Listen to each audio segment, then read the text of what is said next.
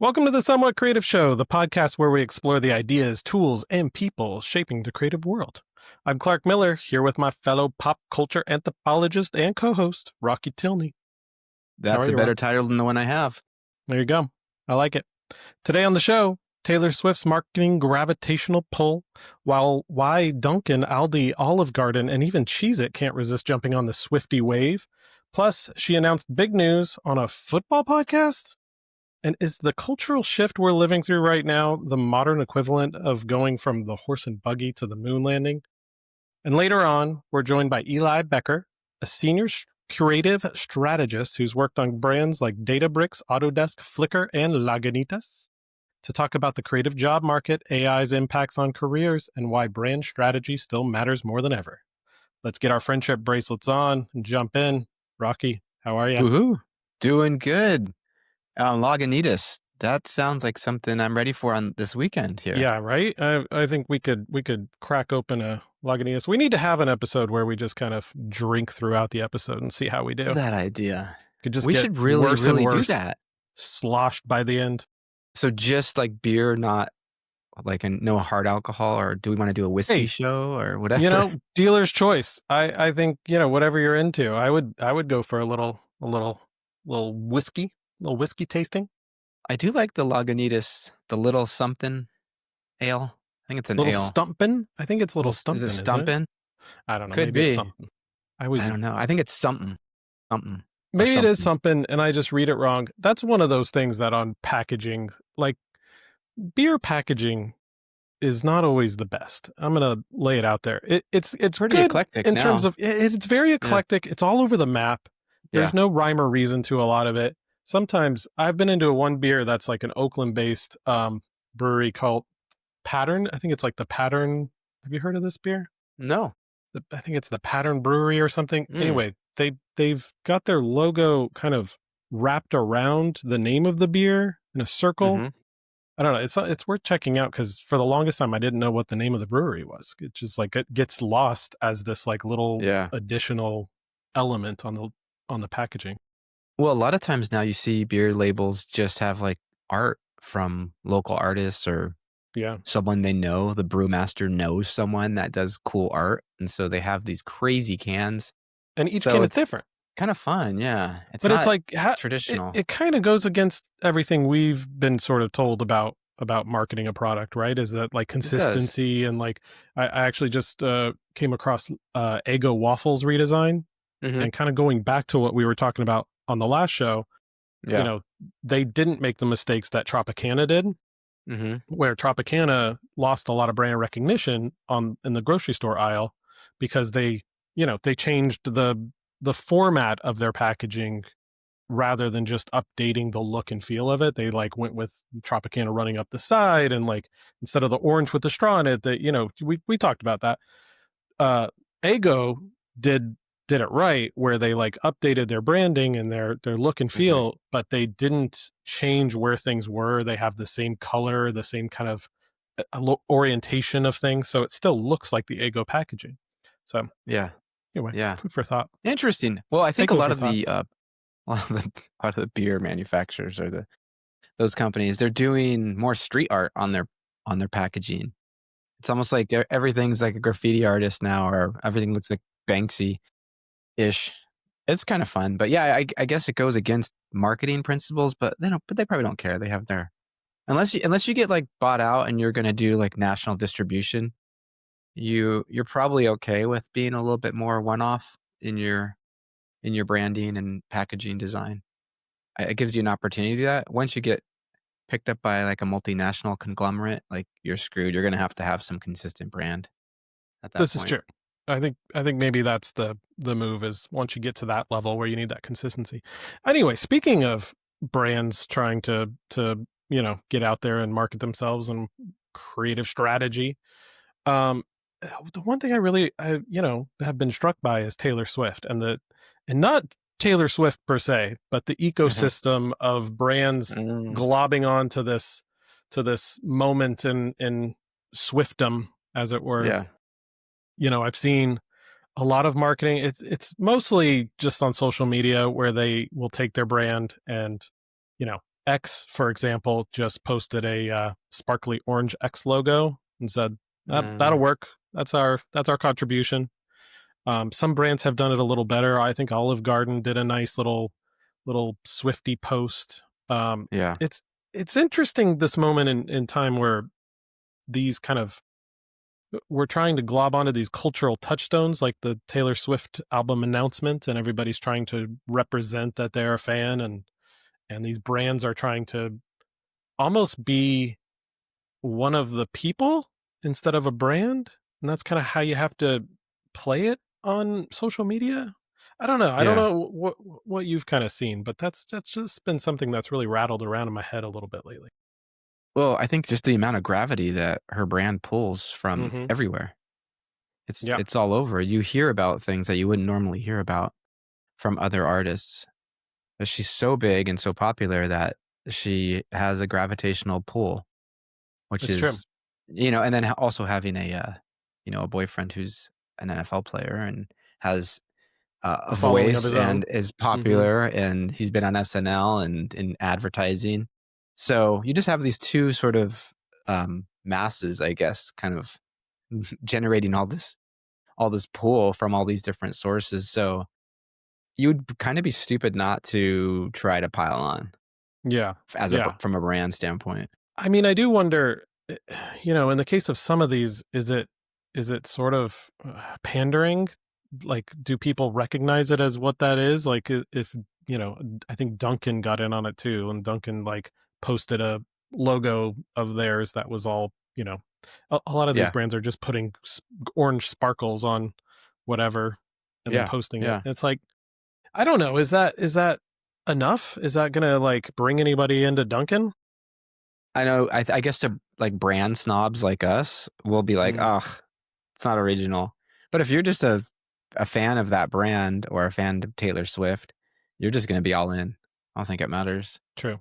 And I guess in this day, It's like a flash in the pan. It's like this is a moment in time. yeah, and maybe it goes back to that old adage of any news is good news for your brand. Any PR is good PR in a lot of ways. Like as long as people are talking about you, I think we've seen that with the Sydney Sweeney That's another good American one to was it talk about. American Yeah, Eagle? It was American Eagle, right? American Eagle. Yeah, Yeah, a lot of the pushback there, they've doubled down on it. They're not taking it down. They're not going away from it.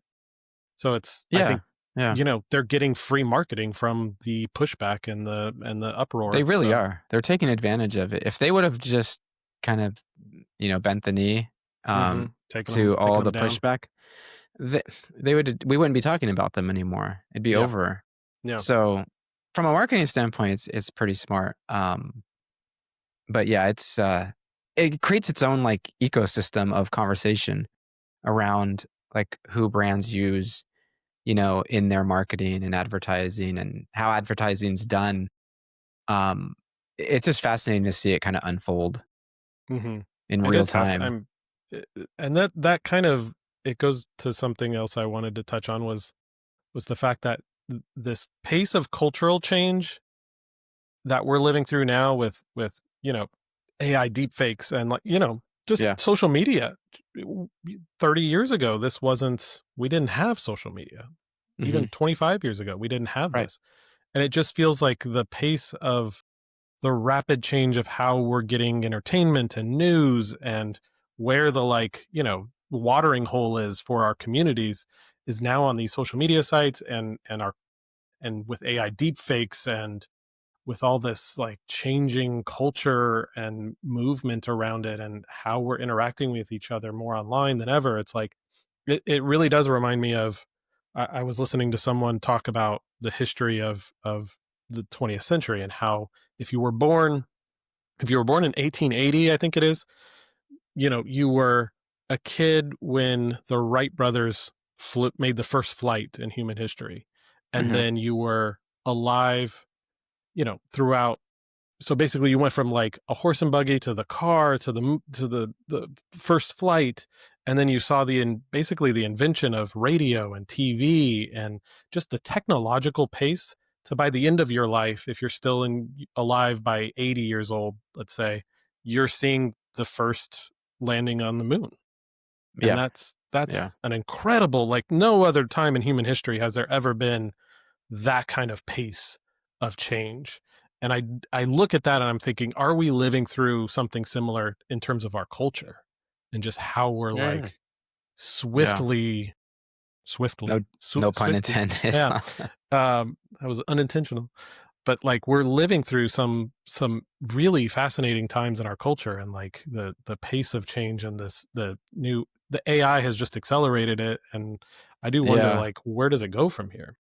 I mean, I think a lot of it has to do with like the news cycle being 24/7 too.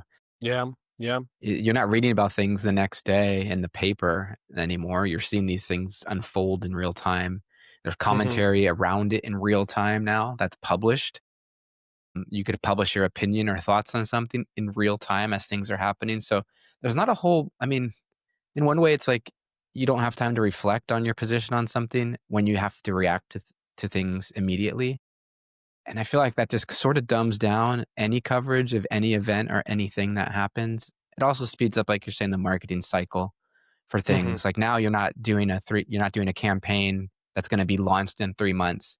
You're doing those, a week ahead of you're time, reacting or you're to doing Taylor them Swift. in real time. Yeah. Or you're Yeah, doing them the next day. 24 hours. Um, and so like even with that, the American Eagle Sydney Sweeney issue, that I don't know how long they spent on that campaign. Mm, That maybe it was a month in the making or whatever. I know these things could take even longer, but you wonder if there's not the rigor that there used to be in use like the testing and audience testing and things like that. And they're just kind of adapting and adjusting in real time. it's all about speed. It's all about moving fast and breaking things, right? Like Yeah. that's the age we're living in where you have to keep pace and you can't predict what's going to happen in 6 months or a year. So you Right. have to come out with things really quick. I don't know. Maybe that is to do with some of these errors in judgment, and some of the branding issues we've talked about, like the Jaguar rebrand, and maybe they had to move so quickly that no one had a chance to stop and say, "Is this a good idea?" Yeah. Well, you're always I going to don't know. piss people off. I think if you do anything that's good, you're going to piss some people off. Yeah. Yeah. You know, back in the day, you didn't have that feedback loop Mhm. available to you, like where we could criticize something immediately Yeah. and we could start creating press around something. But most really good campaigns, there were people on the other side that didn't like it, Mhm. It's for whatever it's reason. almost, I think it's like you want to piss off the people that you don't care about marketing to, right? So Hmm. if you're pissing off your base, if you're pissing off the people you're trying to market to, is American Eagle pissing off the Generation Z, the newer generation Mm, that are more in line with I don't know. I don't want to say woke ideology, but I think the new generation is definitely a little more on that side of recognizing those things and being attuned to them and wanting to shy away from them and wanting that kind of like authenticity and not wanting to play into past stereotypes and bigotry. I right, don't know. right. Is that the market you want to piss off with your ad, or do they not care? I don't know. Well, we'll see when they report their earnings, I guess, if Yeah, it mattered or not. that'll be the true That's test. I the think true we've litmus test. Yeah, I mean, I think we've already seen that with some of the Jaguar earnings and them But firing yeah, the agency Tesla, that came up with them. yeah, Tesla's still recovering. Tesla's definitely still recovering. But that They're was an unforced taking a error, hit. honestly. Yeah, that was not a mistake. That was No, but I something that mean, was planned it and was a thought out. situation of like any PR is good PR, right? Like they thought, I think Elon and company probably thought like anything to elevate the brand, anything to elevate Elon, and anything that brings more attention to the brand is probably a good thing. Yeah, but it went And counter to who they're appealing to. I remember the exactly. early adopters of Tesla were probably more left-leaning, environmentally conscious, Yeah. anti internal combustion engine, Yeah. pollution, that sort of thing. That was your base. That's who supported Tesla in the beginning of the company, Mhm. or all of those quote unquote Silicon Valley lefties, right? Mhm. And then by you're going against essentially your whole premise of the company Mhm. by doing what he did with getting They're involved in appealing, the they're government. appealing to a wider audience. That's all it is. But Yeah, yeah. Well, I they did, did. I think yeah, I they think there did. was some sway into more red states and more, greater sales in red states at that point. So it's interesting. I don't think people are going to be giving up their F-150s for their Teslas, but I'm sure it made a I mean, little bit of difference. the Cybertruck was for a moment there. It was like the best selling electric truck. I mean, there's not a lot of competition in the electric truck Yeah, world, but I think for a right. while there, it was like, in the top 5 best selling cars for a quarter or two there. Obviously, it Yeah. didn't make the impact that they were hoping, and it didn't sell as much as they were hoping, but it did do well. And I think, to your point, like maybe they did open up a new market with Yeah. more right leaning conservatives, and They might have. you know but then at the detriment of harming your base, like you're talking about. I didn't think, is that the same thing we're going to see with the Sydney Sweeney ads, or is that going to hurt their base more than it's going to open up new markets into people that don't care about that? Or I don't know. Yeah. It'll be interesting to see. Definitely. And then one of the things too that's interesting and I think something you alluded to is where news gets released now. Yeah. I mean, that's changing. We talk about the cycle and of news and like major outlets reporting things, and Taylor Swift announces her album on a podcast. Yep. and it Like that's and kind as of crazy, right? I think it shows the relevance of podcasts versus traditional news sources, right? Like I think Yeah. 10, 15, 20 years ago, you would go on, I don't know, the Today Show maybe to make an announcement like that. Maybe you go on MTV, you go on Or a press release, something yeah, like. yeah, maybe put it out there in a press release. But if you were going to do something live, I think that's where you would go. You'd go to traditional media. You'd Yeah, you would. Yeah. do it on MTV or VH1 or Yeah. something. And now she's going and joining her boyfriend on a football podcast. And I think we can take away the fact that it's like on her boyfriend. It's like that's just, I think, part of what their brand is now as a couple. And I Hmm. think that we've always seen power couples, right? That's not a new idea. Like, goes back Yeah. to the origins of Hollywood, right? There were, I Sure. think, reports that people were put together by studios in order to like elevate both of them as Mm, movie stars. So I think that yeah. this idea of like people coming together to elevate each other's brand, and not to say that that's why they're together or anything. I think it's just like a Yeah. happy, you know, byproduct of two celebrities getting together, is like it elevates them both to a new audience. And like we were just talking about, like you're trying to reach a different audience. Taylor's now reaching more people that are, football watchers, and Jason Kelsey has opened up a Hmm. new door into his celebrity, of course, that has become bigger than I think he would have ever been otherwise. So it's Right. it's interesting to see that. But the fact that it's on a podcast, on this like new medium, I don't know. It's interesting how now people are Yeah. looking for entertainment and news. Well, yeah, it is. It is definitely. I think it's also something that we saw during the election Mm, when we had, Trump go on Rogan's show. yeah. That, And the bump that you he would got have from never that. had that opportunity before. But you go to where the people are, right? Yeah. And, I think YouTube podcasts, like the new media landscape has changed so drastically. Again, it Hmm. goes back to this idea of like culture is changing so drastically. And I think that the biggest downside to all this, it has opened these silos for people to only get the information they want. I think I keep going back to this idea of like these cultural touchstone moments. Like this Taylor Swift thing is definitely feels like a cultural touchstone where we're all kind of recognizing that it's like an interesting thing that happened in the culture, but it Hmm. doesn't seem like it has the longevity. I mean, you had the Coldplay Kiss Cam thing a few weeks ago. Is that already old news? Is the 15 minutes up on that? You know, There was a lot of companies that played into that too. But these yeah, things that you have to strike when the fire's hot, right? Like yeah. you can't.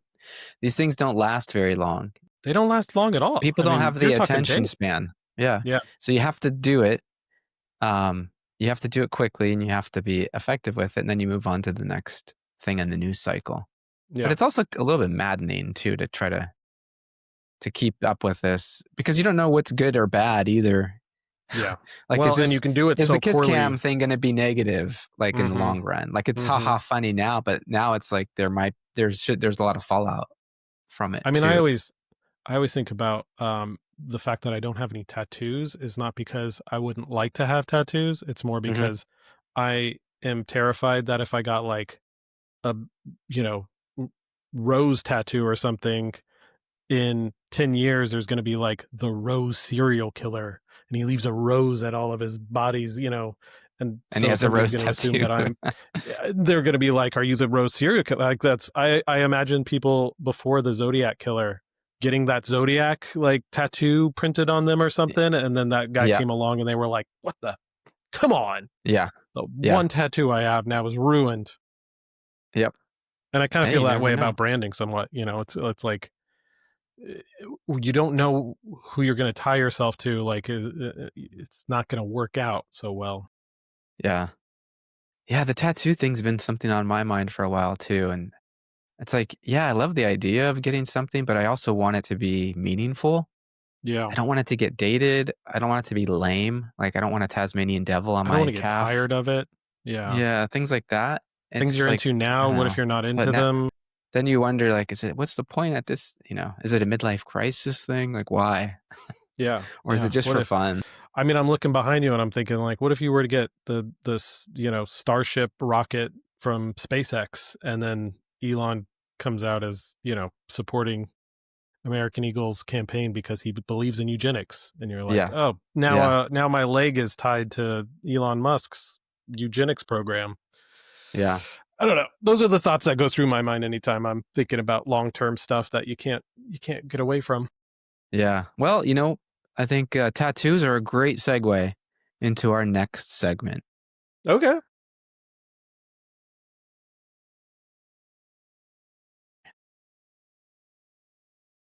All right, joining us today is someone who knows how to take complex problems and turn them into stories that actually stick. She's a senior creative strategist at Teak, a San Francisco boutique agency where she's worked with tech, retail, and lifestyle brands you've definitely heard of. And before agency life, she spent a decade in magazines, sharpening her skills in marketing, storytelling, and brand development before finding her passion in strategy. Please welcome Eli Becker to the Somewhat Creative Show. Welcome to the Hey, show.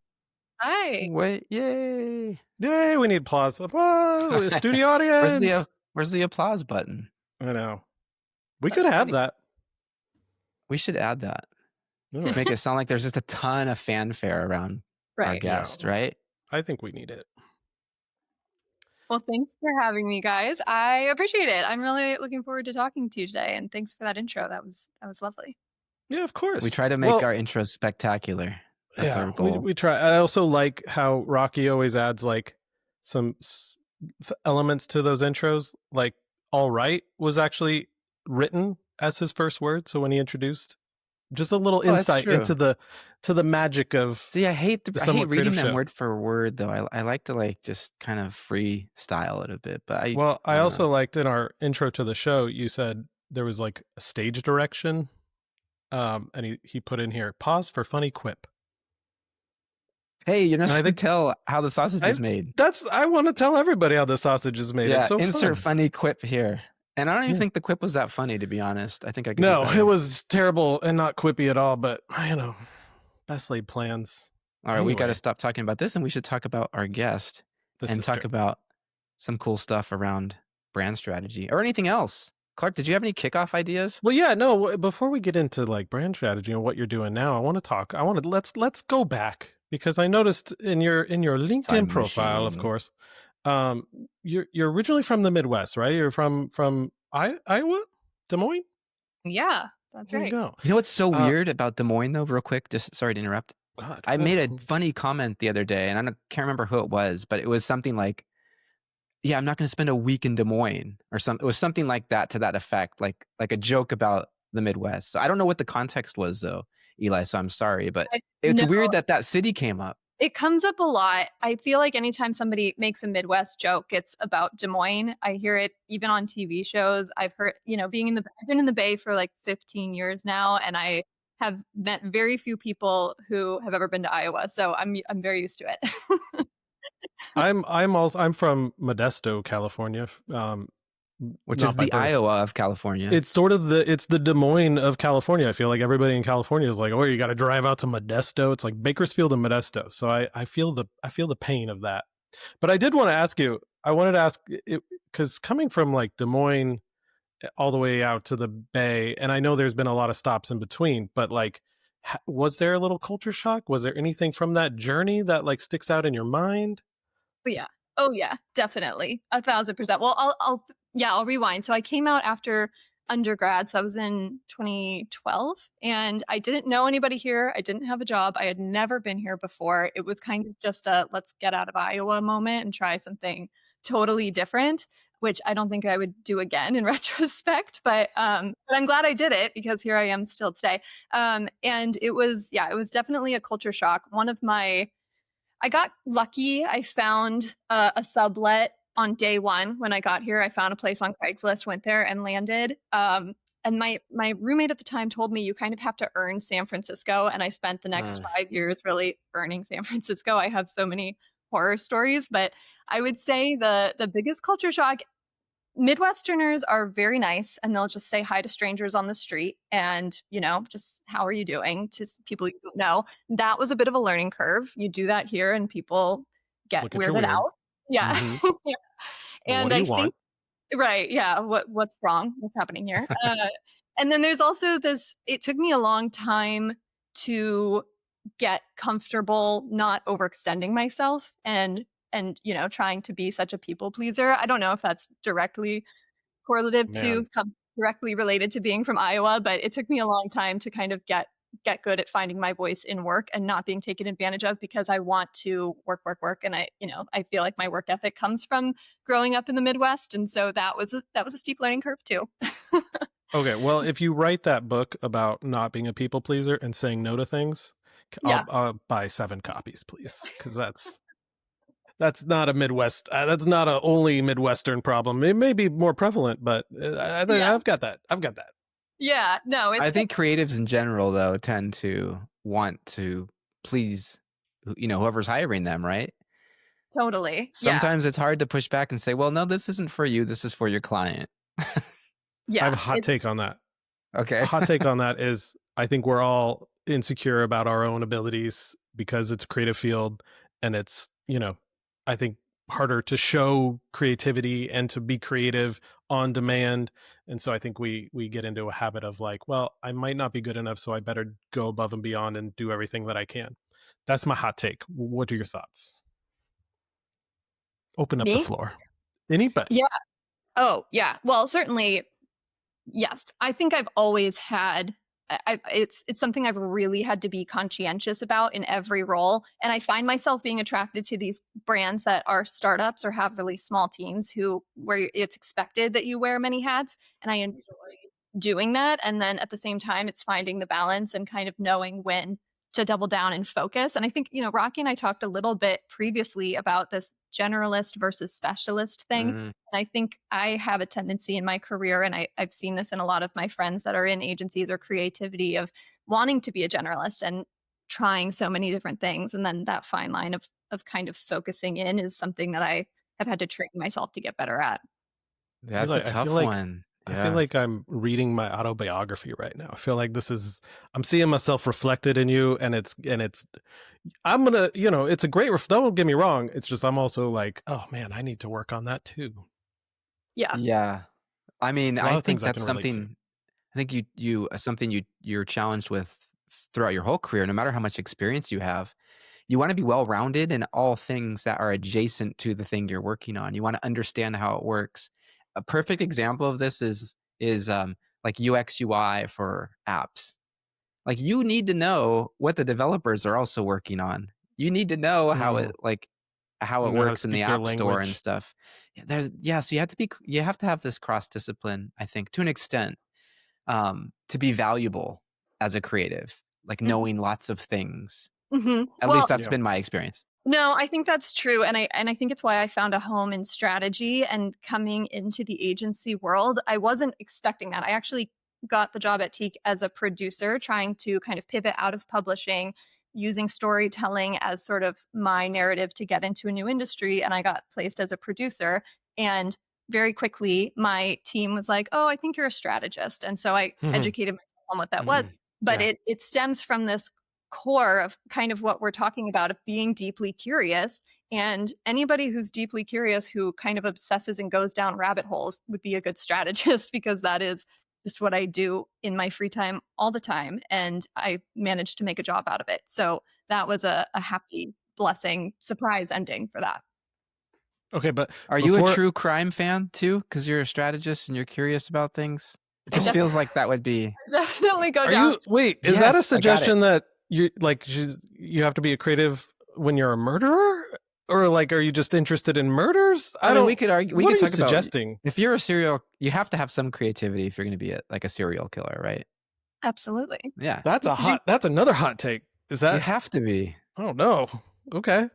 I didn't know creativity played into serial killing, and this is a whole new world. Yeah. No, I don't. Before we get down the serial killer creative, you were generalizing. I did want to take a minute because Eli and I both come from the magazine world. I feel like there's an editorial background there, and I'm turning my camera off for this. I just got to dig into it a little bit because it's always fascinating to me. And now that I'm out of print and everything, I'm like, oh man, I want to talk about magazines.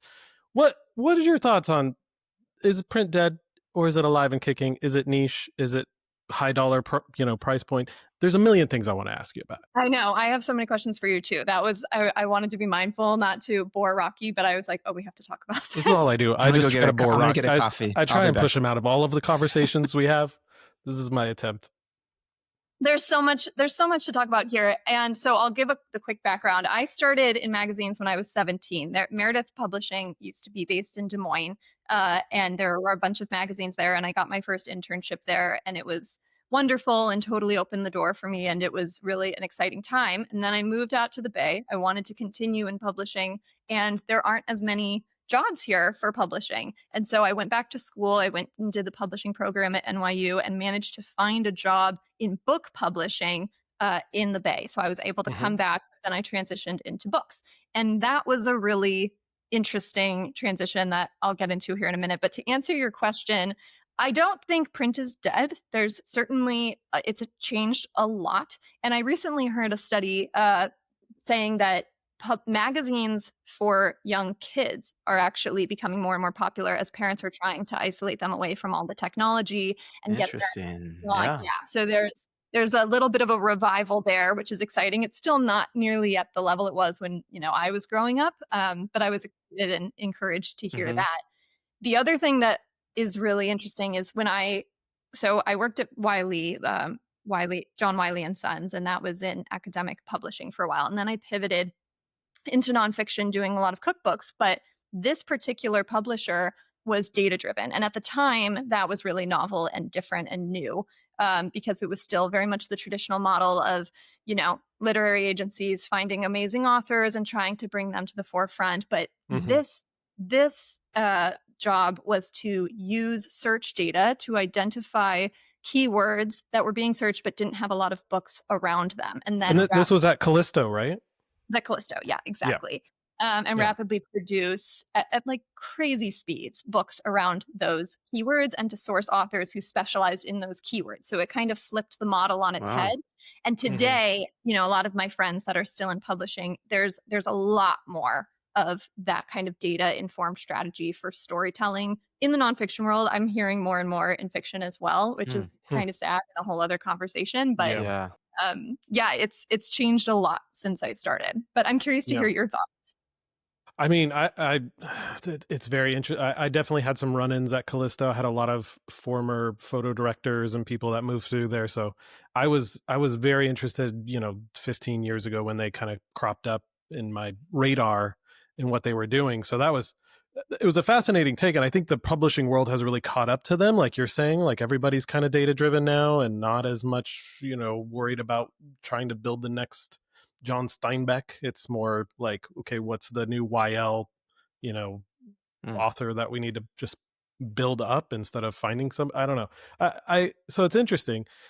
I I don't know. I don't know where I stand. I think that has the like I think it goes hand in hand with the data, right? That we're going more niche, we're going more targeted.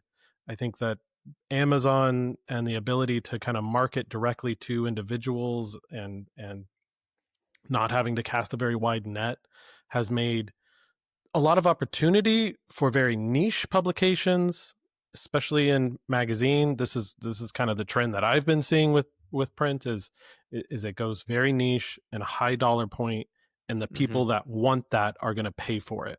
Yeah. And instead of the kind of traditional magazine approach, which has been to try and get that dollar amount down as low as you can, this is what we saw for 20, 30 years throughout the 90s and early 2000s, was, let's lessen the price so that we can get as many subscribers as possible. Let's make our editorial as general as possible and apply to as many people as possible so that we can get all those people in there. And now we're kind of shifting alongside this cultural shift that Rocky and I actually were talking about earlier, where we're all getting our news really customized to us from all our social media. I think it's kind of following in that same line of thought where our Amazon suggested publications or books is targeted to us. So we're not going to the Barnes and Noble to go look through all the stacks of books and suggestions from bookstore employees. It's like targeted to us, Yeah. which it's a Yes. fascinating shift. I used to love going into Barnes and Noble. I honestly, I'll admit this. It's kind of embarrassing, but I'll admit it. I used to Not go not at in a my Barnes early and Noble. 20s Oh God, Rocky. be- before when I was getting into graphic design, I would go to Barnes and Noble and just go through all the magazines that were design related or film video production related. I love that stuff. Like Mm-hmm. all like how they film movies and how they shot things and just all the art and science behind this stuff, but then also design and building. There's not really that same experience now because I could go online and find those resources, but it's like, it's not as like Yeah. Andrew. I mean, it was in a magazine. It was so much cooler. I totally agree. And I do think that'll be a really interesting distinction between, our generation and the next generation because we Hmm. grew up having these items in our hand, being able to write and draw and rip out and Yeah, pin up, Mm-hmm. and that changes the way you think. it And does. now, the next generation is the first to be completely digitally native. And so they're growing up learning how to process and interact with and connect with content that is digital. And Hmm. I still struggle with that. I still struggle to read something online and feel as engaged with it as I Yeah, would if it was in print. 100%. I think that's going to change. I used to think that was sort of an innate part of us, but I actually don't think that anymore. I think that the next generation like maybe won't connect and feel more inspired and more creative by picking up a magazine off the shelf, which is sad. But what Yeah, Mm-hmm. Well, I think what's it's I mean? definitely hurt. Oh, go ahead. I was Sorry. just gonna say, I think it's definitely hurt like long form, right? I don't think people are consuming as like lengthy of editorial. I don't, I don't know. I don't know if I have data to support that, but it just seems like we're bite sizing everything now. I mean, I plan when I want to finish an Atlantic article. I have to like set time in my calendar Mm. aside for that because they're very long.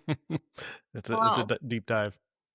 That's smart. Yeah, there's also this, well, a couple things. So I do think that storytelling in general, whatever format that is, publishing included, Hmm. is coming more and more to the forefront. We can dive into that more if we want. And just with the changes that are coming on with I do think storytelling is more critical than ever. Hmm. So I and there's also this push towards authenticity and this sort of tension and pushback against AI. And I'm seeing it for a lot of my clients in different industries. But one of my clients is a photography platform, and we've been doing a lot of research to understand that photographers really want to connect with authentic photos. They're even getting nostalgic and going back into Lightrooms and doing that kind of photography. And so I'm not, I understand that the book publishing industry has changed a lot, but I do think there are people who feel really committed to picking up a book, buying it, reading it, having that sort of authentic experience and nostalgia and all of that. Hmm. So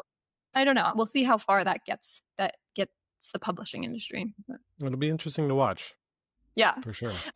The other piece of this that you kind of touched on, so I had an AI startup with my partner a couple of years ago. We were trying to build a platform that helped slow the spread of misinformation by providing more context to what you were reading. So if you went onto a Fox article or a New York Times article, it would give you a little bit more information about who the author is, how legitimate the source is, what kind of language is being used that might suggest polarization on one end of the political spectrum or another.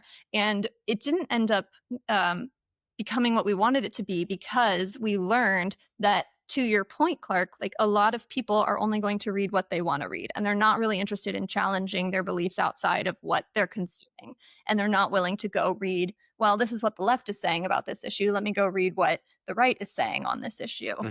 Yeah. So there is this cycle that I think is not going away anytime soon of the algorithm feeding us what we want to read and us solely engaging and staying within that lane. Right. Yeah. Right. That's and I think interesting. the detriment to that obviously is to what you were saying, Rocky, about going to the bookstore and like discovering new things. There's not as much discovery now. You're not going to find new things that you're into if you're only being fed the things you're already into.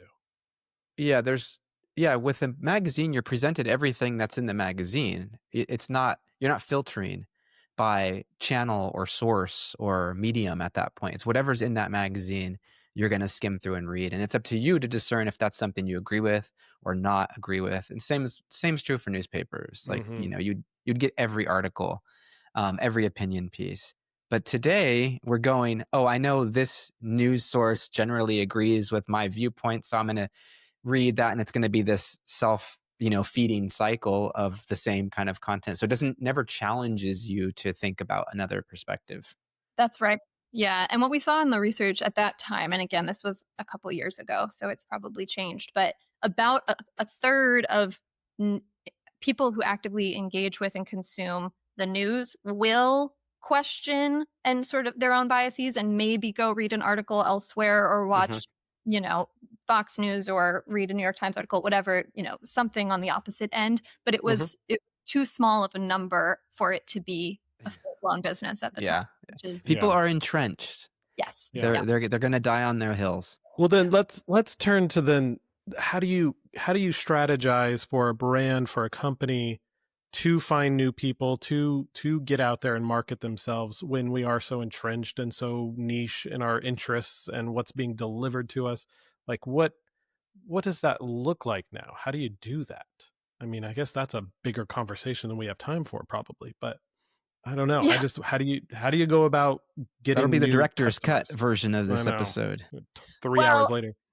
I don't know if I'm super qualified to answer that, but what I can say if I think about creative strategy, well, let me take a step back. So you're asking about growth, and it's a huge question, and it was hard for me to answer with that startup. So we ended up pivoting the product, and it turned into something very, very similar to Notebook LM now, better leveraging technology and finding a new audience that could use it and trying to identify the problems that we could solve and where we made the most sense for the largest group of people. So there's that. But what I think is what I do in my day-to-day at Teak as a creative strategist, I'm taking the problems that the brand has, and I'm going in and I'm doing a lot of research and trying to really understand where category, consumer, company, and culture, where all the 4 of those quadrants kind of intersect, and understanding where there's opportunity. So it's actually kind of the opposite of AI. We're not trying to find patterns, we're trying to find nuance and turn that into a story that will resonate. And then I hand that in what we call an insight, or that nuance, over to the creative team, and they build out something that people will see and go, oh, like that resonates with me. It's very specific. And so I do think, there's a conversation to be had around the storytelling element of how can we leverage AI or the tools that we have to tell stories that break through all of this noise. And yeah, that's kind of how I think about it. That's fascinating. Eli, do you, when you're working with brands, are you mostly working on the B2B side or consumer? Nope, it's a combination. Yeah. We have such a large, diverse range of clientele in the Mm. Bay Area. I will say a lot of it is tech. There is a lot of B2B, but I've worked with, yeah, retail, e-commerce, a lot of other B2C brands as well. How does the strategy approach change when you're, let's say, dealing with consumer versus B2B and maybe tech in particular? Um, Oftentimes, one of the challenges we've come across in our agency working with tech is really trying to find the market fit for whatever it is they're selling. There's especially if they're early stage or a startup, they're trying to identify who, what cohort or group Mhm. would be most likely to purchase or use their tool. And in the beginning, they're usually all over the place. It's like, well, this works. This is for everybody, you Hmm. know? So from a strategic standpoint, we're always challenged with like, well, how do we narrow this down? Narrow is usually a bad word for young companies because they want to see market fit and maybe areas that they didn't know Mhm. existed. But if they're narrow, they feel like they're going to lose out on the opportunity. I wondered how you deal with that when you're working on strategy for them. Yeah, I will say that we have fewer clients that come in who don't have an idea of who they want to target, but it has happened before, or they want to get Hmm. more specific. And so for me, that becomes a qualitative study. And and it's my favorite part of my job. I really love Oh. connecting with audiences and really getting to, the core of who they are and how they move through the world. Hmm. And I can give you a few examples. Like we again, I had a photography client who wanted to focus more and build revenue in the event photographer space. So I was tasked to go talk to event photographers, and it's more just going in and trying to understand, tell me about your life. Like, what keeps you up at night? What do you care about? Mm. It doesn't need to be specifically about photography, because that's where, again, you're going to kind of get a more holistic picture of who this person is, and then from there you can whittle it down as need be. um, and what we learned is that, these people are consistently incredibly passionate. If you're a photographer once, you're a photographer for life. You're somebody who just loves the art of it, and you love your subject matter, and you're going out of your way, you're paying thousands of dollars to go take pictures of birds or what have you. You're going to rallies and taking a picture of the political movement that's happening in your backyard. Whatever the Hmm. subject matter is, there's a lot of passion there. So we pivoted. This brand was so focused on, here's what you need, we're here to help support you, you need storage, you need all of these things. And we kind of pivoted the conversation to, we see you and we celebrate your passion. And, that's what really spoke to that specific niche audience. And we ended up having a huge boost in subscriptions. And that Wow. was a really interesting aha moment. But again, it's really going in. You don't have to have all the answers. You have to have kind of a hypothesis, and you go in, you're like, okay, I'm going to pressure test this, but letting people have their own voice and really listening, which feels very separate from the AI, in my opinion, Yeah. where some of that really good, meaty pieces Hmm. come out. The other thing that I'll mention is I do this for tech clients. When it comes to brand and creative at Teak, we're very much of the idea that um, at the end of the day, it's a human experience. I don't care how technical the product is, you're selling to people, and people are innately emotional. And so you have to have something that emotionally resonates. So again, I might be on a call talking with people who are trying to purchase Kafka alternative platforms, and it's highly, highly technical. I've spoken to so many engineers, and sometimes it can be hard to say, okay, well, tell me about you and, your life. But there's always an emotional through line, no matter Mm. what the product is and who the people are. And it's trying to find that nugget that helps us build creative stories that resonate. That's fascinating. Kind of reminds me of you know one newsy design branding thing that's happened in the past couple of weeks is the I don't know if you guys have seen it. It's the Timothy Chalamet Cash App billboard has kind of gone Mm. viral.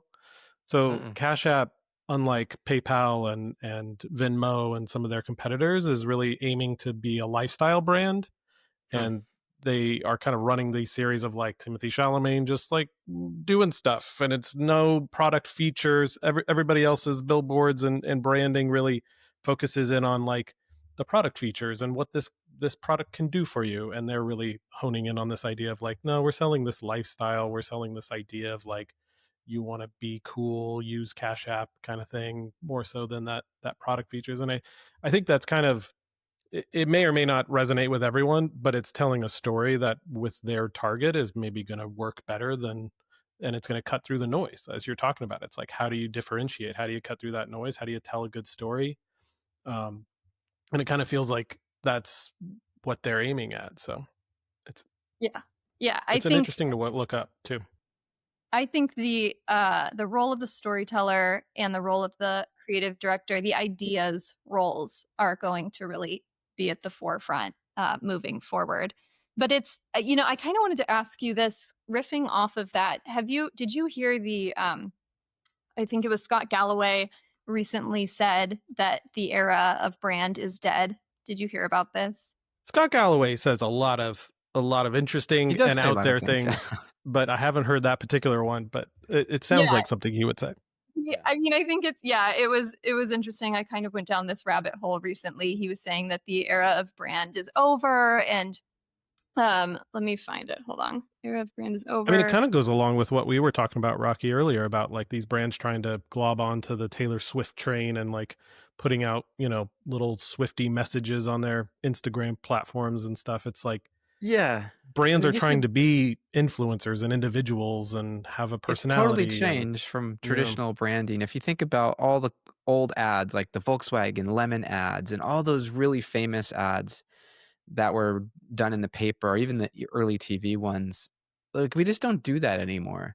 A lot of those ads had one photograph on top, and then it had, like, 2 paragraphs of copy.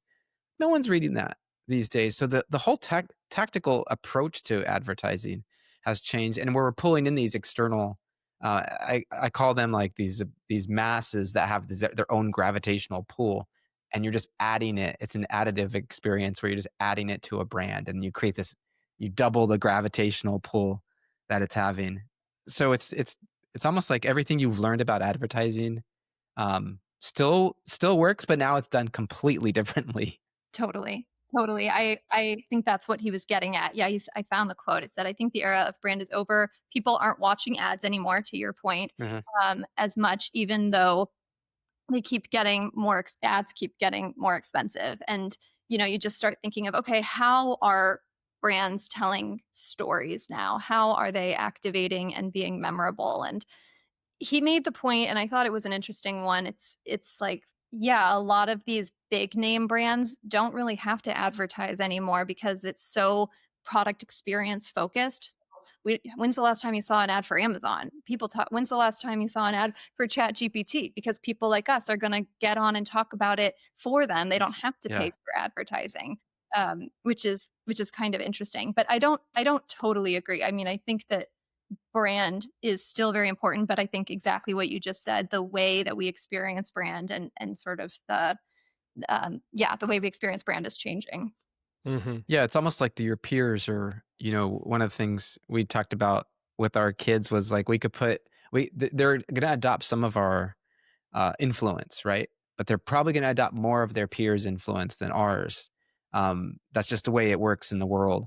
And the same is sort of true with influencers. You're gonna listen to your brand parent, right? Like Amazon, but you're not gonna take everything they say as gospel. But what a influencer that you really respect and follow, they talk about that brand, that's gonna have a much higher weight for you as an individual than coming from the company itself. Mm-hmm. Better or for worse, did you hear about that Kiss Cafe story here in San Francisco? No, No, do Oh, tell tell, do us. tell. it's juicy. So Good. there, it was called Kiss Cafe, and an influencer, a small micro influencer, and that there, you can't underestimate the micro influencers, Mhm. was invited to come to this restaurant to try out one of the meals. She got there early. She did the research to the extent that she could. That they didn't have a website, so there wasn't much information. Got there early, introduced herself to the hostess. She was seated, and it's a really small restaurant, and the um the chef comes out and sees her and realizes what's going on and goes up to the hostess, and within an earshot is like, what is she doing here? What We can't be doing this. I don't want influencers, causing a bit of a scene. And then Mhm. he turns to her and is pretty rude and confrontational, and is is like, I don't think your audience is the kind of clientele I want at my restaurant. Do you even know who I am? He was a James Beard Award nominee in 2002. And she felt mortified and she left, and she did a little video on her walk home expressing, this is the kind of experience I just had, and as a micro influencer, these are the things we have to deal with. She had 15,000 followers. Oh, the other thing he said was, my daughter has 600,000 followers. Like, you're not anywhere close to her. I don't want you in my restaurant. Very, call me when you win a James Beard Award, dick.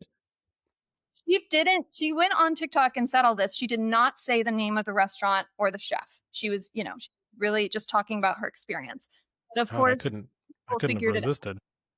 Yeah, exactly. People went down the rabbit hole and chaos ensued, and they figured out it was this cafe and the name of the chef. And they, within 5 hours, they had a 1.1 star review on Google with over 5,000 reviews. People stopped going there altogether. They ended up closing the restaurant. And yeah, it was really intense. And all of that, and now she has about 600,000 followers. So, and it just went viral. Anyways, wow. All to say, like, you're right. There is a lot of power in these influencers and what they're saying. And something that we say at Teak is that, your brand, you can try to control your brand, but really brand is, at the end of the day, is what other people say about you when you're not in the room. Absolutely. And you can try to control that narrative to an extent. You can influence that narrative to an extent, but you're not in complete control of it. And you have to be mindful of that at all time. Wow. That's wild. That's a great story. Yeah, it was wild. What happened to just being nice? That's my motto. Work hard, be nice. Yeah, I agree. Well, I want to ask, in your experience at Teak and in these creative strategy roles, is there a piece of user feedback? Is there research that has come through that has shocked you, that has been super surprising? What's like the wildest thing that's kind of come across? Oh, that's a really interesting question. Well, so the first thought that comes to mind is that I've done this enough times now where one of the, again, we're kind of trying to address these different areas of data. And one of them is really understanding the company. So I always go through and start my discovery process interviewing key stakeholders for the company that we're working with. And I've always been surprised how many times there is internal misalignment. And I was about to guess it's going to be misalignment. Yeah. Yeah. I actually ran the numbers because I was so shocked by it. It's over 75% of the time that I'm doing this discovery. So part of my work isn't even to think large and come up with these creative ideas. It's to identify, where the misalignment is and try to help the team make sure we're all on the same page before we start the project, because that alone is going to derail scope and create a lot of time and money and pain for everybody. Yeah, so people that work there don't know what you do or what they're doing. It's right. That's a problem. They have different ideas of what they're trying to accomplish, or who their target audience is, or even like what the brand is trying to accomplish, or their key goals and things like that. So that was always shocking to me. I wasn't expecting that coming in. And then again, this isn't like a piece of data per se, but it's a trend that I see is every brand comes in and they kind of want the same thing. They're like, we want people to trust us. We want colors and a campaign that's going to make everybody trust us. And we always have to have that conversation of, building trust is a long game, building brand is a long game. This blue isn't going to make somebody trust you over, and having a conversation with, really, really, really smart people. And it's not to say that they're not smart. It's just, it's a conversation I'm always a little surprised to have. And it makes sense though. At the end of the day, they get it. I've had that same question come up too about trust, and I'm always like, how do you expect a campaign to do it? And what have you done in the past where they wouldn't trust you? Or is there something in the industry that is untrustworthy?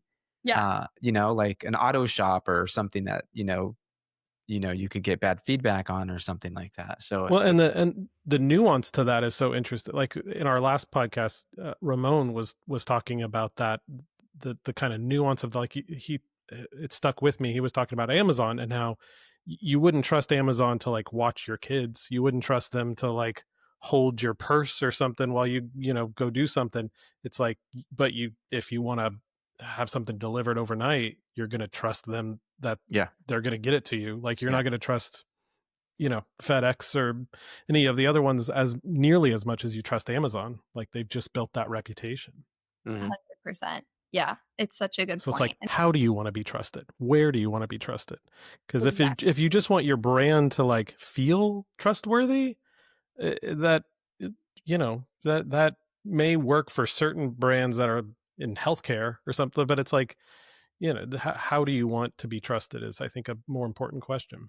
Exactly. I mean, the visual storytelling is important to the end of how you act, right? Like Mm-hmm. it can support you, but it's your actions at the end of the day that is driving all of this. Yeah, I I want think to switch topics really, really quick and talk Dang about it. the create. Oh, did you have a follow up, Don't Clark? I'm No, I have sorry. nothing. No. I was just going to talk about silly mascot characters and how I even have played a role in that topic of let's make a little pretty cool little mascot. Well, Anyway, mascots are fun to do. They are fun, and I wish more they brands would instill do trust. I mean, mascots. people trust a mascot. I'm just saying. Yeah, they're fun. They're yeah. Um. Okay, I want to talk about the creative job market and something we talked about a couple weeks ago when we had our one-on-one, Eli. Um, I- there's a lot of young creatives now entering the job market, and they're scared because they don't know what's going on with AI. No one's hiring or seemingly not hiring. It's a little bit weird of a market. And I wondered if you had thoughts on that or I experience.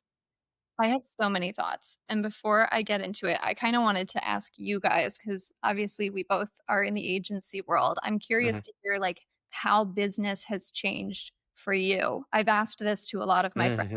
and I'm kind of trying to poll and see if my experience is consistent with everyone else's. So can I flip it back and ask you Absolutely. what changes are you seeing in the business? We're seeing a lot of just flatlining. Yep. So there's not a lot of new stuff happening, but we're very consistent with our retainer clients and our consulting clients that we've had long-term relationships with. So keeping steady with those has been something that's been pretty consistent. And we don't see really that changing that much. What we are kind of, as we try to peek around the corner here, because there's been so many layoffs and because we see so many sort of DIY creatives now inside companies where they're trying to like stretch their workforce to do other things, they are still relying on outside creative help for different perspectives or just capabilities. Like, you could introduce AI and all this, and we're experimenting and we're using AI and we're along with our traditional design methods. So we're able to kind of use that as a sort of force multiplier for our creativity. But if you throw this mix into a in-house marketing team, they're not going to know what to do, and they don't want to do it. They want to focus in their stuff and then work with us on it. So we're seeing that, but we're not seeing a whole lot of new activity Hmm. in terms of, and we don't know if it's a niche thing or, is it our big companies not, they haven't turned the corner yet. They haven't had the friction yet of not being able to do things internally that they want to do. That's Yeah. my Mm. experience. Yeah. Clark, did you have No, I was anything? just going to say, a part of me thinks it boils down to a lot of inability to long term project and Hmm. not knowing where the future is going to land us, because we're looking at how quickly things have changed. It goes, it goes back to what we were talking about, both with AI changing all of the jobs so much. It's like, how do you project out a year from now, 2 years from now, 5 years from now? And that's generally, I think, where people have gone to think about hiring and think about like Hmm. workforce, and now it just feels like most companies are just trying to like survive until they have a better idea of what the future Yeah. is. Yeah. Yeah, I couldn't agree more. All of that really echoes our experience. And it's interesting. So I've been with Teak for 6 years. And obviously, you guys have been in the industry a really, really long time. And I have noticed that, historically speaking, if there are some big shifts in the market, the pandemic, the economy, that you might take a small hit, but in general, there's always somebody who is gaining from those Yeah. circumstances. Or You're going to sees it hire as an opportunity and Yeah. yeah. opportunity, right? And so we haven't really seen, it's been fairly consistent and safe and secure, for my most of my career at Teak. This feels fundamentally different, and I think, Clark, everything you're saying definitely aligns with kind of how I'm feeling. That there's sort of this collective freeze or Mhm. fear of not knowing how to predict. But after we had that initial conversation, I kind of did a little bit of digging to try to understand, at a higher level what's Mhm. going on compared to my own experience, because we're having a lot of the same things. Um, we're seeing, well, I'll take a step back. So overall, what I learned is that there is still growth, high level, in agency employment. It's slow, but it's still growing. And I think freelance opportunity is also increasing to Mhm. kind of support what you were saying. Um, Everything else, the demand is shifting, and what people are asking for feels different. I think I'm seeing tighter budgets, marketing budgets. Um, in fact, there was a study that came out, Gartner's 2025 CMO spend survey, and it said that 7.7% of company revenue is focused towards marketing for the second year. So that Mm. already feels like a lot tighter and a bit of a Yeah. freeze. Seeing Yeah. shifting budgets, higher client expectations. I used to, Mhm. be able to sell strategy pretty easy. Now it's kind of assumed that, oh, you'll throw that in, right? Or that comes with the creative development, right? And so I feel, and Yeah. then timelines, trying to get things done quicker and more, higher volume of deliverables, and just a little bit more competitive, to your point, for bids and things like that. So there's definitely a lot of shifting happening in the industry, and I think everybody's kind of trying to navigate it. And to your point, I feel so bad for the people that are trying to get into the industry. Like, they already lived through the pandemic, had to work from home, didn't get the mentorship that you would normally get starting your career and going into an office, and now trying to tap into, this job market in the creative space at such a time where things are changing so drastically. It's complicated, I'm even glad, yeah, you people. mentioned the mentorship part of it, because I think that's also an area, not just with the pandemic and not being able to work in the office and get those opportunities as like an intern, but now a lot of those, a lot of that really critical time when you're a young creative is your time to kind of make mistakes and fail and learn from those. Now that's being sort of wiped out because you have someone that's senior that's feeling threatened, and they're using AI to sort of do the tasks that a young new creative would have done in terms Yeah. of mocking up or competitive research or things like that. Or just that senior level person doesn't want to spend the time to bring somebody up to speed. Yeah, That's that too. and they're looking to AI to just fill that gap and to speed up their own process so they can just, you know, grab something and go. I don't know. Is that what we attribute a lot of this to? Is this mostly because of the shifting technology? Is it some of that and some of political landscape stuff where people are feeling a little bit like unsure of the future? Yeah. Is it a mix of both? I don't know. I also asked myself that and kind of did a little bit more research there. So in general, there's just slower hiring as a result of economic uncertainty. I had an informative interview with somebody at Meta the other day, and apparently there's a hiring freeze there for certain Mhm. levels of seniority. So, and I'm hearing that a lot. And, even just looking at job postings, about 20% of the job postings out there are what they call ghost posts, or Yeah. ghost jobs that Mhm. aren't actually intended to be filled. It's just kind of trying to make companies look like they're hiring when I don't think they Man, actually are. Yeah, I haven't it's heard rough. about this. Yeah, I just learned about that. It's called ghost jobs. Um, God. and I think obviously there's job openings have sort of dropped, and people aren't quitting, people aren't leaving right now.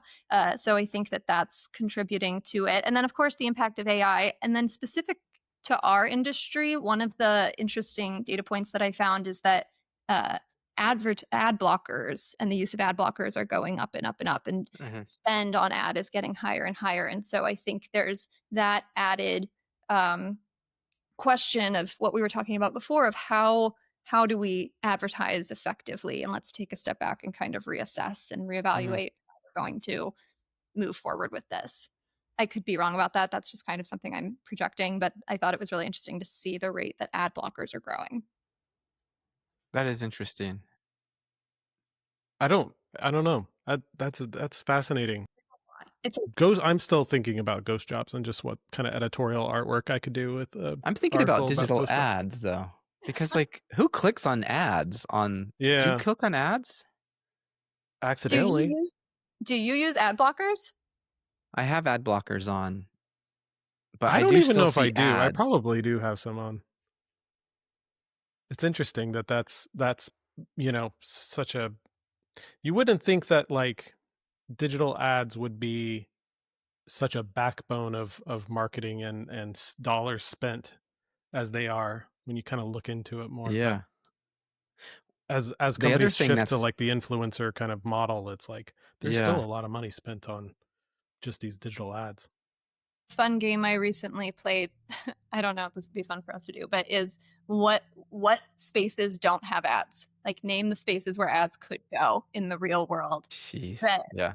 Man, garbage bags, New York streets, garbage bags filled with that look like race cars with Rooftops. them, Yeah.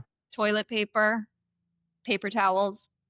I mean, I feel like we're at a place. Well, I don't know if this is true, but I could see a world where things are so weird right now. I wouldn't be surprised if you start seeing ads and brands on places like that you're just. Doesn't it lose its effectiveness though? The more saturation we get with ads, I mean, our attention span is already being pulled in a million different directions every day.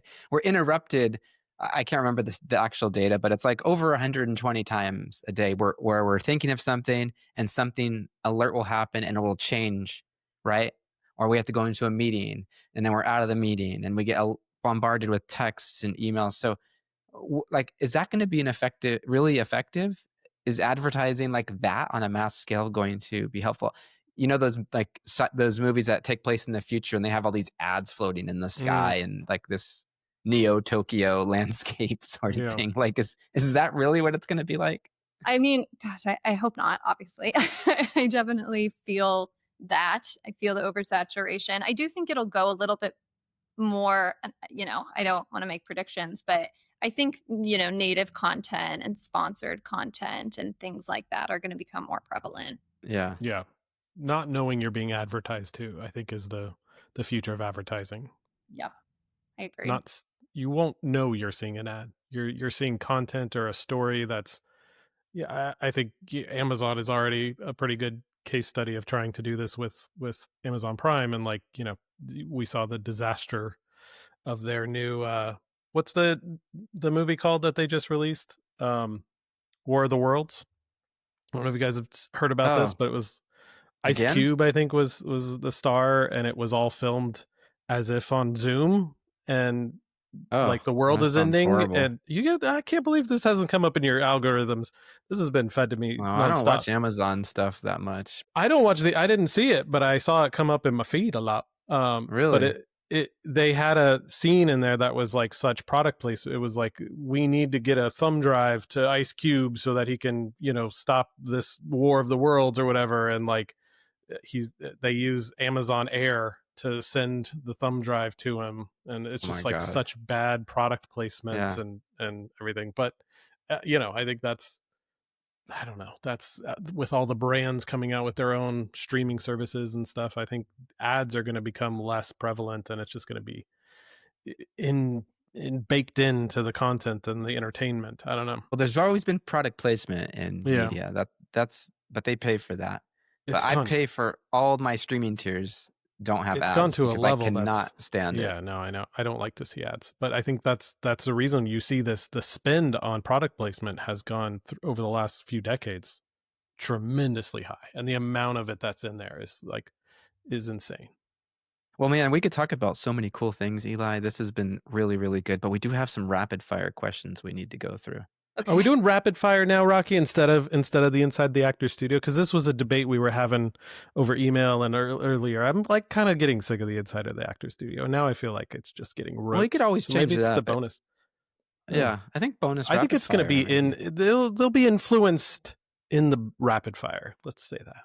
Well, I'm happy to answer. I love this. I could flip it around. As somebody who is more comfortable asking the questions, I also could ask you some questions if you want to do it that way. I have Spin it around.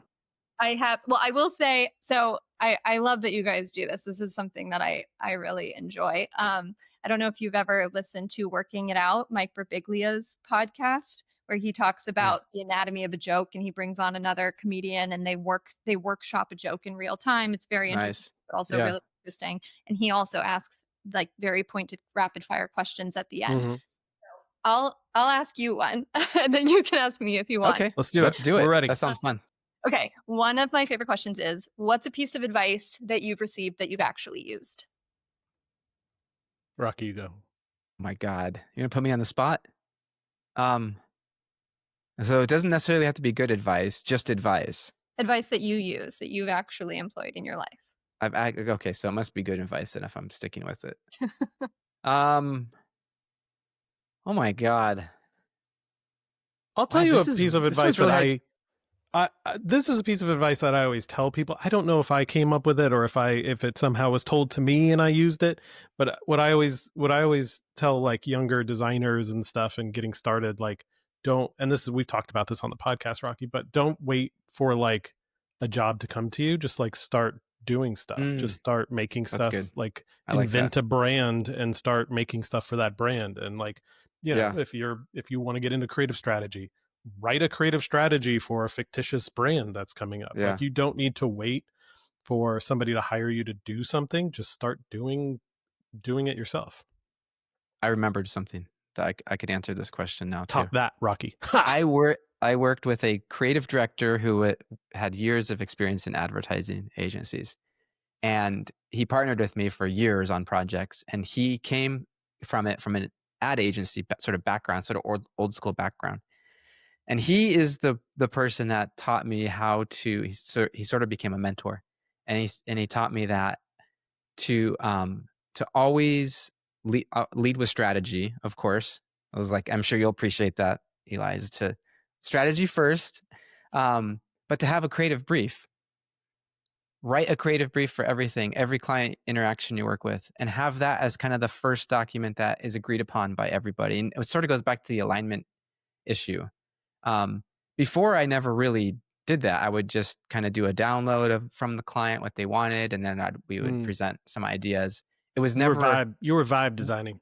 We didn't have a document that we shared first and said, okay, this is what we talked about. Does this look all right? Or do we give us an opportunity to make some changes to it? So doing the creative brief is a piece of advice that once I got that, like I never stopped doing that.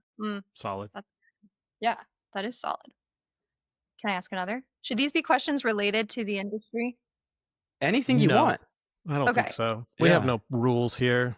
I don't know if you've seen the show. Outside the industry is more exciting sometimes too. Okay, I'll go personal because I think this one is really interesting. And again, part of my job is trying to go personal with audiences. So what's a smell that you remember from your childhood? I know that one. Star jasmine bush in our front yard. I had one. It's so fragrant, I think, was it a star jasmine or was it? No, it was a morning glory in our backyard. That I do remember that. That was a good one. I also remember my family would drive from Modesto to the coast. The closest beach was Half Moon Bay, which is still one of my favorite places to go to. But there's a eucalyptus grove that you always have to drive through, and that I would always smell that as a kid and know like, oh, we're getting close now. And it was like always still one of my favorite smells, eucalyptus. 100%. Final answer. I love that. All right, we're going to get some questions for Eli here. Yeah, let's do it. Eli, so when you want to really get stuff done, coffee shop, airplane, or park? Coffee shop. Only those? Or office? You mean you don't just take random flights to get work done? Like, that's what I do. We don't all live that way? I love a good airplane work sesh. I do too. It's to the point, I almost hope they don't get like good Wi-Fi on planes because otherwise they just wouldn't use it. But it's to the point where now. They have good Wi-Fi. They have Starlink now. They have Starlink. I just flew to Hawaii. Really good. It was like streaming the whole. They had to tell us you can't do podcasting. Yeah, they did say that. I remember seeing that too. Good enough that you could do podcasting. I don't believe you really that. could. You really could. Really? Yeah, You could Starlink. do. They It actually was do say legit like, Wi-Fi. Yeah. and to keep other people from getting mad at you, please don't do video conferencing calls. Conference calls. Yeah, it's the talking. They didn't part say of it. They don't podcasting, want but I knew what they meant. It was for me. Well, I think podcasting on a plane has a nice ring to it. But Oh yeah.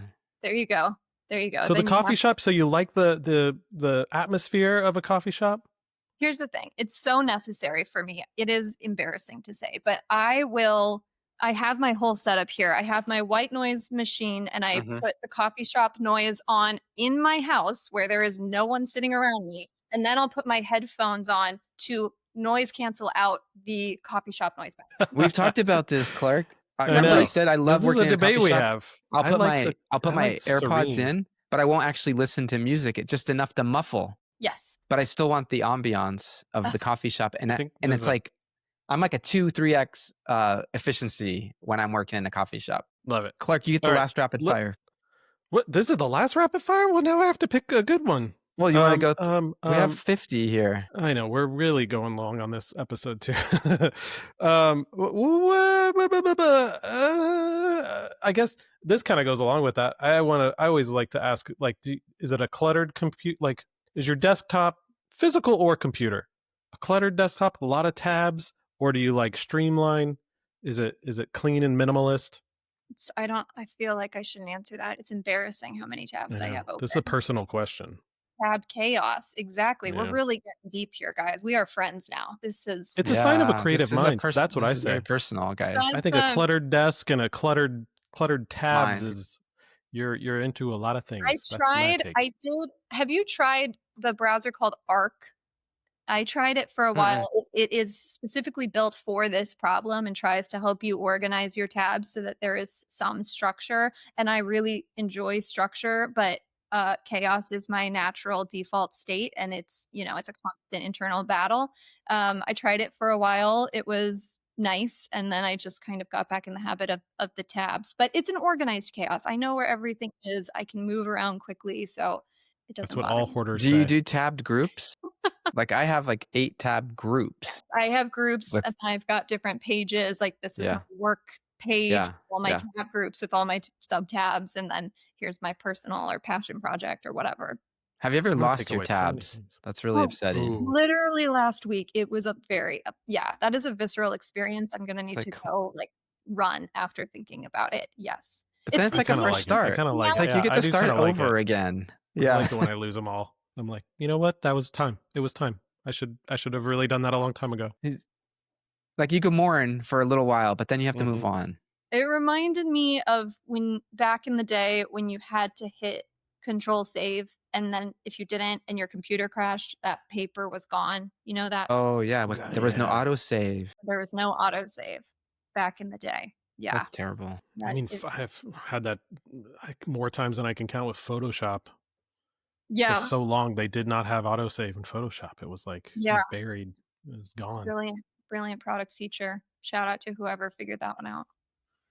All right, one more rapid fire because this is we're gonna squeeze it in. I'm gonna squeeze it in. This is kind of the like James Lipton inside the actor studio kind of combined with a rapid fire. But where do you go for creative inspiration? What turns you on? What gets your like creative juices flowing? Is there a place? Is it traveling? Is it this? Is it that? Is it what do you got? I love the question. I mean, yes, traveling always, but you can't do that on a dime whenever you want to. So I'll reserve that for when I can. It's traveling. Not without our new sponsor, Southwest Airlines. Right. We don't have sponsors. Hawaiian Airlines, they have Starlink. I love that question though. So I come from a household where my mom would give me 5 completely random things and say, go make a story. Like that's what we did for fun growing up. So I've been trained from a young age to just enjoy taking random things and try to put them together. And I've managed to surround myself with people who like to do that. So calling a friend and being like, okay, riff off this idea with me. And we go deep and it's so much fun. But ironically, so it's creating sort of, chaos within the conversation. And then on the flip side, it's meditating and it's disassociating from all of the distractions and being able to kind of calm down and see what what comes up and where the ideas go. I trust my own, mind without all of the influence to go somewhere interesting. So it's two sides of the coin. There's so much from this episode, this interview, Eli, that I'm gonna take away, and I've changing my whole life. This is a life-changing podcast. I'm gonna come back next podcast. I'm gonna be a better person. I'm actually gonna listen to this one. So you'll be the one. I'll be the one that listens. We'll get that one. We'll get that one listen on it. Sweet. No, my mom will listen too. Don't worry. Oh yes. No. And subscribe. That's our strategy.